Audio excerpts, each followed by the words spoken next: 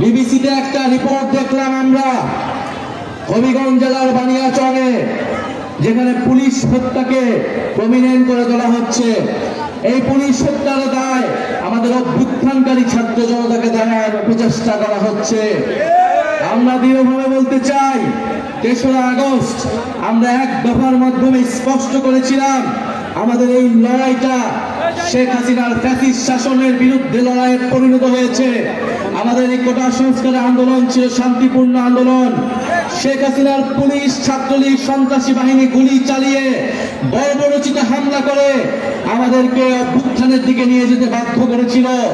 আমরা শান্তিপ্রিয় ছাত্র জনতা বাধ্য হয়েছিলাম প্রতিরোধ গড়ে তুলতে, বাধ্য হয়েছিলাম লাঠি হাতে তুলে নিতে, আমরা বাধ্য হয়েছিলাম ফ্যাসিস্টদের বিরুদ্ধে সংগ্রাম করতে।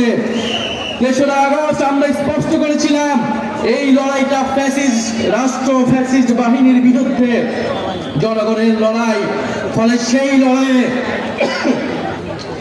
লড়াইয়ে জনগণের পক্ষে যারা ছিল তারা বাংলাদেশের স্বাধীনতার জন্য, মুক্তির জন্য লড়াই করেছিল। যারা শেখ হাসিনার পক্ষে যে সকল পুলিশরা ছিল, যে সকল সন্ত্রাসী বাহিনী ছিল, তারা ফ্যাসিস্ট বাহিনী হিসেবে, দোসর হিসেবে সাব্যস্ত হয়েছিল। প্রিয় সংগ্রামী বন্ধুগণ, আমরা জানি মৌলভীবাজার একটি সীমান্তবর্তী জেলা। আপনাদের সাথে আসাম ত্রিপুরার সীমান্ত রয়েছে। এই আসাম ত্রিপুরার সাথে বাংলাদেশের ঐতিহাসিক সম্পর্ক ছিল, সাংস্কৃতিক সম্পর্ক ছিল। আমরা জানি আসামে দীর্ঘদিন ধরে বাঙালি বিরোধী আন্দোলন চলছে।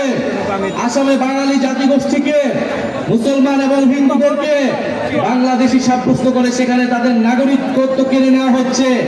আমরা কয়েক বছর আগে এই হিন্দুত্ববাদী মোদি দেখেছি এনআরসি আইনের মাধ্যমে আসামের মুসলমানদেরকে দ্বিতীয় শ্রেণীর নাগরিকে পরিণত করেছে।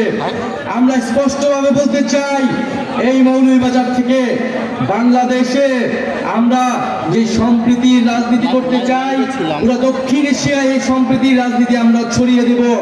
পুরো দক্ষিণ এশিয়ার নিপীড়িত দলিত, মুসলমান এবং বাংলা ভাষীদের পক্ষে বাংলাদেশ লড়াই করবে।